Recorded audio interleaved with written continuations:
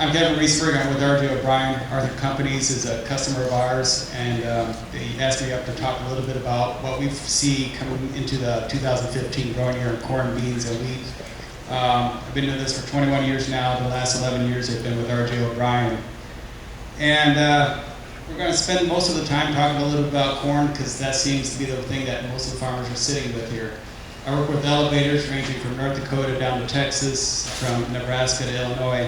And the common thing we see is that producers sitting with a lot of old crop corn left. 50% is a pretty common response of what the farmer's sitting with on old crop corn.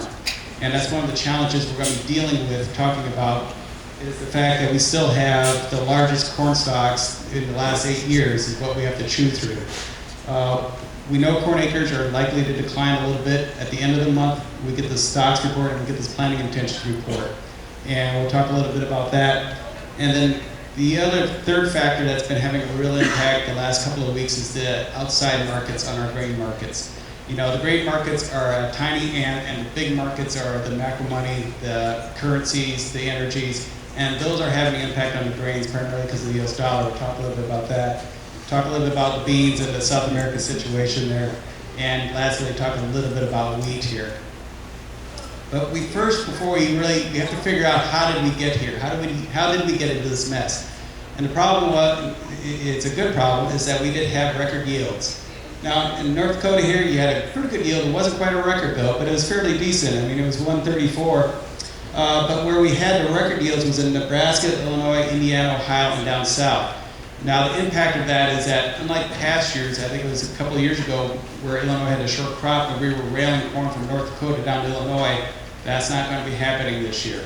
Illinois had a record crop, and now it's going to be actually the other way. Illinois is trying to figure out where are they going to send their corn. And so the burden of the market is we have to get prices low enough that we chew up this record crop. This is the biggest amount of corn that we've ever had to deal with, over 15.5 billion bushels of corn in the U.S. And like I said, a lot of producers are sitting with half their old crop corn yet in the bins, and that's something that the market has to figure out. How do we get prices low enough to chew through this? So in North Dakota here though, your stocks, this is as of December 1st, are actually down a little bit versus a year ago. You're down about 9 million bushels. South Dakota was down about 39 million bushels. And that's because in South Dakota, yields, especially in that southeast part, were down. They had basically some of those critical rains at the wrong time. But if you can see, Iowa's up over 300 million bushels. Illinois is up 165. So the Midwest, by and large, has a lot more corn than we did versus a year ago this time, up over 750 million bushels that we have to chew through. So as we come into the March report, like I said, that's at the end of the month here, we're expecting, if not a record, it's going to be the second largest amount of corn. So it's right now the trade's taking about 7.5 billion bushels. That's a lot of corn we're going to have to chew through, figure out some way to get through it, or pay somebody to store it in the next year. Historically, we see demand after a big jump, the following year declines. And we've seen that the last 5 times where we have a big jump in demand one year, the next year we see demand falls. This last year, coming into the 13-14 year, we saw a huge jump of over 2 billion bushels. So the concern is that we're going to see actually total demand coming into this summer go down. And the reason we saw this big jump is, if you recall, last year we saw more export demand coming out of the U.S. during the summer than we expected. And as a result, that helped the July corn prices a little bit more than what we're going to see this year. Now with corn demand, we either grind for ethanol, we either feed it, or we export it. The good news right now is, or probably the brightest outlook is on the ethanol side of it here. Ethanol demand is remaining constant. Going into this next year, we still think we're going to see a 2% growth in here, even though we don't have an RFS bill. That's still yet to be announced yet. But at least we're seeing pretty much steady growth here. Ethanol margins have plummeted from the summer in here, but right now, depending where you are in the Midwest, you're either making roughly 10 cents a gallon or you're slightly into red. You're not red enough, you're not negative cash flow enough to really slow your grind rates down. If you look at the forward curve on the ethanol crush margins, we're probably going to continue to see the ethanol plants maintain this steady grind pace. But it's a little concerning in that ethanol stocks continue to be pretty large. Ethanol stocks right now in the U.S. are the largest since 2012. And you can see that's what that red row is. And then that summer, we saw them really slow down their ethanol grind. So we do have to be cautious is that we need to see our export market pick up on this ethanol, because we've already maxed out our domestic usage. We either need more gasoline, we need people driving more, or we need to export it. Right now, exports are supposed to pick up. Coming into this next year, we're looking at 1 billion gallons of export demand. Primarily, a lot of it goes to Canada, but lately we've been sending it to the Philippines. An impact, though, that we can see with a strong U.S. dollar that could tweak it a little bit is now for a little bit of time in here, with the Brazilian currency dropping and the U.S. dollar still strong, for a short window, it does make sense to import ethanol from Brazil. So that's something we're going to have to be cautious about, is that could eat into our exports of ethanol. And the other big unknown is the EPA keeps saying that we're going to put out the RFS, how much corn we're going to mandate be used for ethanol. They claim they're going to be out in this spring. I mean, we're still waiting for the 2014 mandate and the 2015 mandate. But the EPA says we're going to put it out this spring yet this year. And then that'll give us the outlook also for 2016. Right now, a lot of analysts believe they're going to leave everything unchanged. But there is some concern because there are a number of politicians still wanting to do away with the ethanol mandate. If they would take that drastic step and do away with the 10% mandate, that probably would have at least a 20 cent a bushel impact on corn prices. So that's one of those outliers that we need to be aware of. We don't think it'll happen. We think the EPA will take the easy way route and just leave the mandates alone as is. Talk a little bit on the feed side. That is one of more of the positive aspects in here. It is growing. We are starting to see animal numbers starting to rebound here. That red line is the grain-consuming animal units. So we're starting to see some rebuilding of the cattle herds and the hog herds. But is it growing fast enough? And our answer to that for right now is not for this summer. It is looking more positive as you go into the 15-16 crop year. But as for this summer, we're just not getting herds built back fast enough here. The cattle numbers are starting to come back. That's what record cattle prices do. We are starting to see, but it does take time to rebuild those cattle herds. The quarterly hogs and pigs report showing a positive number here. They finally got that devastating disease a little bit under control, that PEDV. It wasn't quite as bad as what this winter as the previous year, so we are starting to see a rebuilding of the hog herds. Now the poultry one is a concern this week. You probably have heard they have found bird flu now in Minnesota, Missouri, and in Arkansas. The concern is that if they continue to find more cases of this bird flu, that we'll lose the export business. That primarily Mexico and some of the export markets start to ban our poultry. And right now, exports account for 20% of both chicken and turkey exports. So if all of a sudden we lose 20% of our export market, that's going to impact our poultry feeding numbers here. So that's something that we're pretty concerned about from that standpoint there. But right now we do feel that USDA's already got a pretty aggressive feed number built in. Well, like I said, they'll update this number at the end of the month. But right now we need for that second through fourth quarter feed usage to be up 13% to reach their current number. That 13% growth is pretty aggressive, considering we're not seeing the cattle and the hog herds and the poultry numbers move by that same amount. So the USDA is being pretty aggressive on that number. We feel that they're probably at least 50 to 100 million bushels too high on that number. Like I said, we'll have a better idea when we come out in the March report here. Now here's the one that's been getting a lot of headlines. We're going to talk a little bit about the corn exports, and also the import market. And this is where the US dollar has been having a lot of our impact into our markets here. So the US dollar has been racing off to an all-time, well, basically the highest level since 2002. What this chart is the dollar index. So this is a weighted index with 7 different currencies. And you can see since about late November, October timeframe, we started seeing the US dollar continue to rise. And essentially it boils down to the US economy is the strongest one. You know, somebody compared it, we're basically the tallest midget in the room. So that's why the US dollar is continuing to push upward here. And there is some thoughts that we can continue to push up towards this 110, 115 area. So our exporting competition, Ukraine, Brazil, Europe, their currencies continue to fall. The Ukrainian currency right now is about a 26 to 1 US dollar. A year ago it was 8.5. The Brazilian currency right now has fallen over 40% in just this past year, and the euro is at a 12-year low versus the US dollar. So what does that mean? That means right now it's cheap enough to import French corn into the southeast. There's been a couple of boats booked already from France to land into the southeast.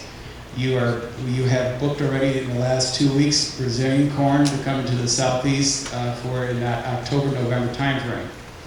So that's what the impact of a strong US dollar does and cheap ocean freight, is that we're importing corn. So right now French corn is running about $14 to $15 a ton cheaper than US corn. So the question is, how do you export corn when it's cheaper to import it? Corn price to Brazilian in US dollars, right now they're running about $2.60 a bushel here. So the US corn out of the Gulf and or the PNW, where your grain typically flows towards, we're running $15 to $20 a ton over the French. We're $5 to $7 more expensive than Ukraine's, and we're at least $5 to $9 over Brazil. And as I said, we talked about Brazilian corn's been booked into the southeast for this fall already here. So our feeling is, the USDA last week raised the export number of 50 million bushels, and that caught a lot of people off guard, because we're like, don't these people look at the cash market? So we feel that the USDA is at least 100 million bushels too high on our export number. We feel that number is going to get revised downward and not go to the ending stocks number. Now, from an academic standpoint, why did they raise it? Well, if you look at our sales versus projections, our sales, the red line is what we need to sell each week, and our sales have been running above that number. So from an academic standpoint, it made sense to raise the 50 million bushels there. But if you look at the amount of bushels we're actually shipping that leaves out of the Gulf or the PNW each week, only 2 weeks out of the last 26 some weeks have we been above the level we need to reach that number.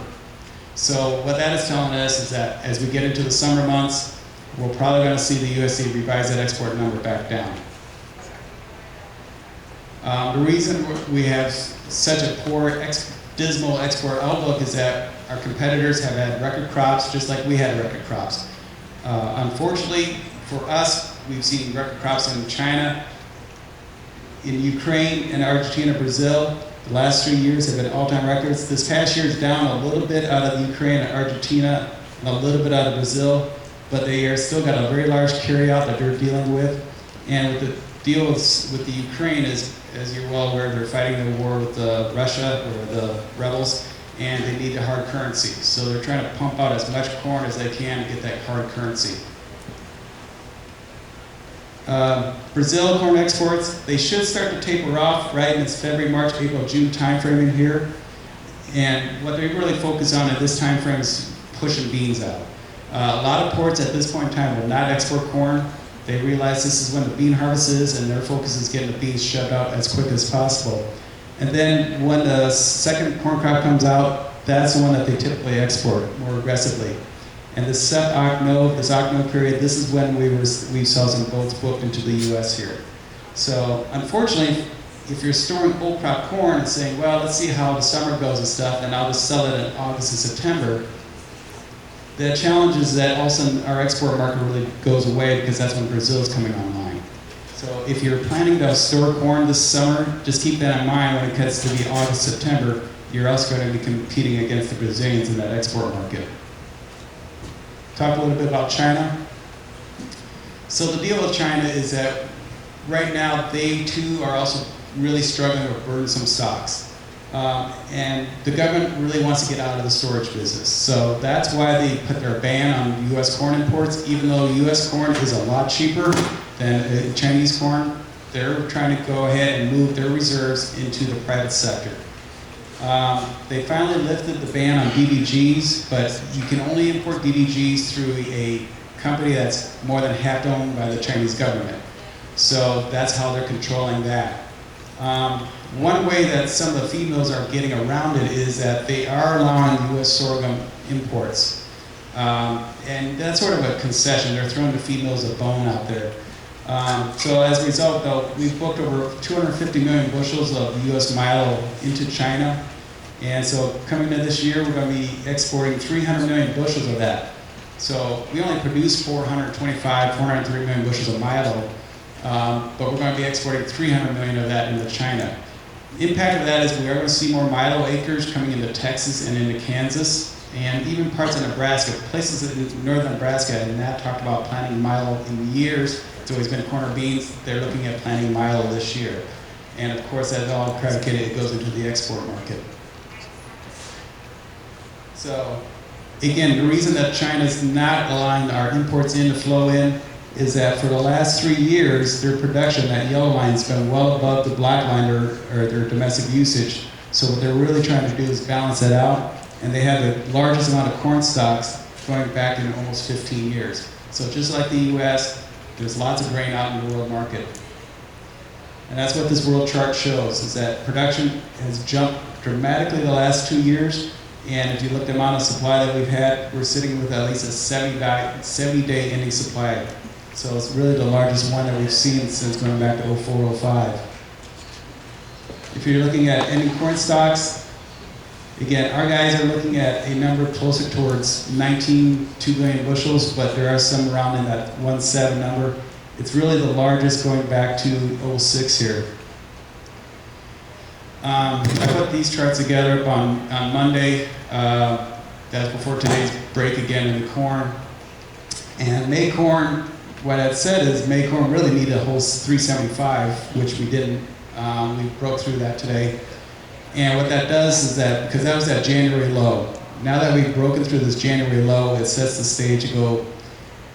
Our technical guy argues a 340, so he thinks we have at least another 30 cents downside in the next couple of weeks in here.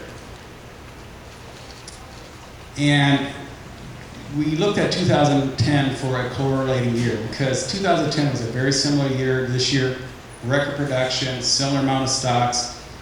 And what we need to be prepared for is, if you are sitting with old crop corn, is that 2010 planting season went perfect.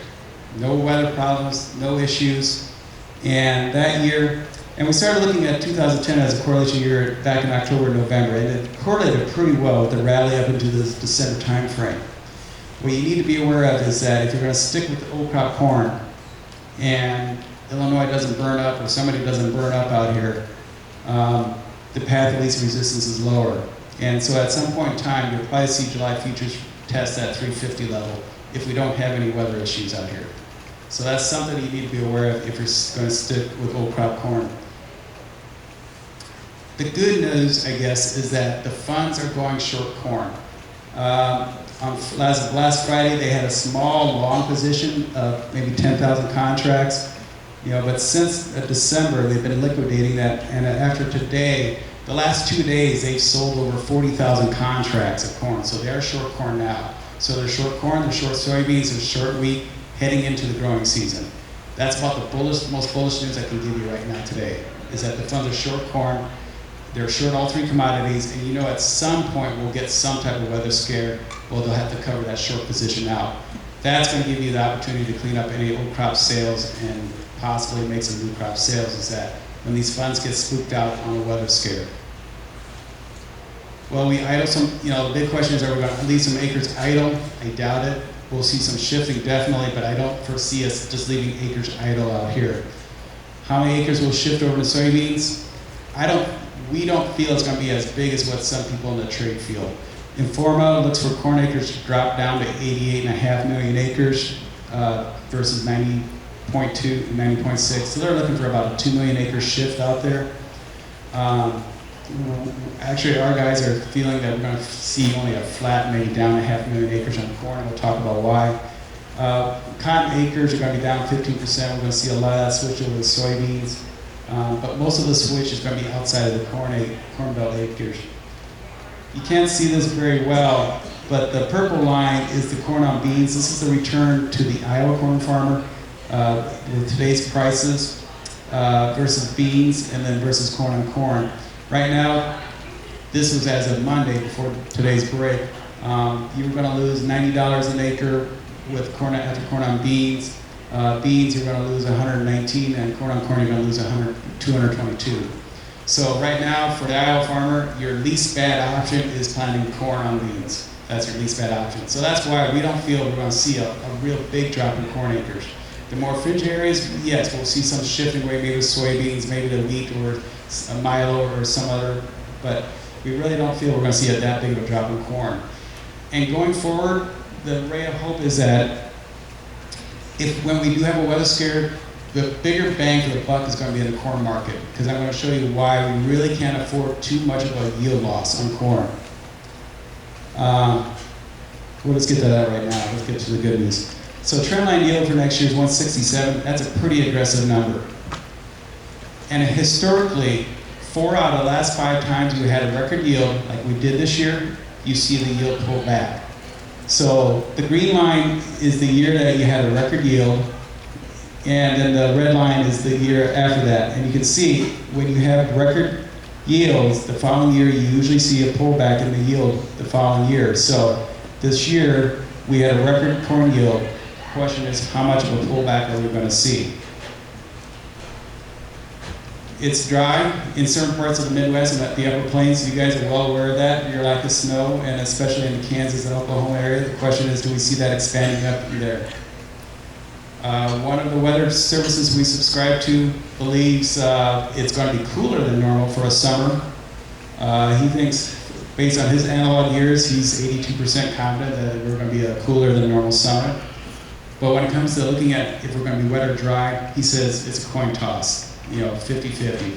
So he really couldn't say one way or the other based on his analog years. So now the reason that's important is that the balance sheet with the demand base we do have, with the ethanol demand base, with the growing amount of livestock herds out here, is that we can't afford to see very much slippage in that corn yield. So we're looking for, out of RJO, for flat, unchanged corn acres. We're using a 166 yield, which is a little bit less than what the government's plugging in with right now. And if you look at the demand growth going into the next year being up anywhere from 100 to 200 million bushels, that leaves you with a 1,600 to 1,800 carryout. So basically where we are right now, maybe a little bit smaller. But when you start dropping that corn yield back down below 160, that's when we start seeing these ending stock numbers start to drop down to 1,400, 1 billion bushels.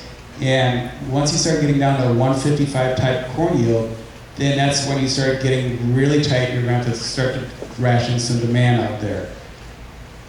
So if the corn yield, if we're looking in this 166, 163 area, where production is 13.2 to 13.5, and demand is like we expect in that 13.7 range, then you're going to be in this carryout of 1,400 to 1,600, and that should give futures prices in this 350 to 450. 450 right now. But like I said, if you start dropping that corn yield down to 158 or less, and you start dropping that carryout usage ratio below 1 billion bushels, the job in the market then has got to be take prices high enough to start slowing some of this expansion in the livestock sector. And that's where you can see, this December corn make a run towards that $5 level.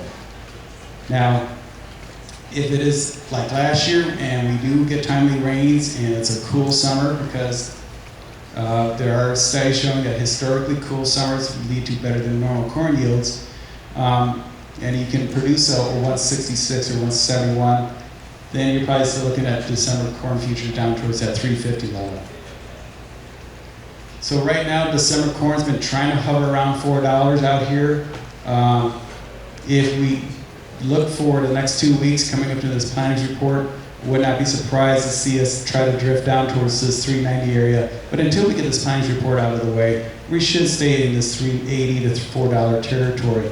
Any type of weather scare though, we're going to try to run back towards this 440 up into this 460 time area here. This is where we saw a lot of hedging come out of the Midwest, out of Iowa, Illinois, Indiana, A lot of hedge-derived contracts being written up in this 440 to 480 level here. So if you're looking on the new crop corn sales, get up in those levels, you're going to want to take a look at doing some HTAs. Any questions on corn before I switch over to beans? What percentage of the world's corn is grown in the U.S.? What percent of the corn is grown in the U.S.? Well, China is the largest percent, and then, it's followed by the U.S. and then Brazil. And so of that, I think it counts for about 40%. So now, China is the biggest grower of corn, but they're the largest consumer. And so really, if you look from an export standpoint, it's really between us and Brazil, or us and South America. And that's why the corn market has the most volatility, too. And it's rare for France to be really exporting corn, at least into the southeast. France, the EU had a record corn crop too this year. They sold a couple of cargoes into Asia. They haven't sold corn to Asia in 15 years. So part of it's due to ocean freight being as cheap as it is. Ocean freight's the cheapest in 20 years. That's partly because it's world economy slowing down. So it's really a function of cheap currency, other currencies, and cheap ocean freight. One thing to note with the pattern of December corn, typically the last 15 years, you usually see these corn rallies up toward that end of May time frame. Then from June 1st is when we usually see the big drip. And that's by the time you get in that middle of June, we have a good idea how we're looking on soil moisture. Talk a little about soybeans. Again, had a record yield out on the national soybeans, 47.8. Not quite a record yield up here in North Dakota, but nonetheless a very good yield. But you did have the Mid-South, the Nation Corn Belt, again, good record yields. Our December bean stocks number was the largest we've had since 06-07, biggest in 8 years. Now up in North Dakota here, you had 26 million more bean acres, or million bushels versus last year at this time. The thing to know is that the amount of stored on farm on December 1st, you store 50% of your beans on farm on December 1st. A year ago at this time, 35% were on the farm. And that's pretty common all the way through the Midwest, is that this year versus last year, a lot more producers stored beans on farm than they did. Now, we did have a very strong export demand going from September through November. That was an all-time record high. And for the first time ever, our exports are going to be equal to the amount of beans we crush. So again, that just shows how important China has been in growing our demand. Now our crush has been also very strong. It's the third largest on record out there. The only other 2 years that we had larger crush capacity was in 06 and 07. If you remember, those were the years we had carryouts of over 400. Now we're not quite as big as because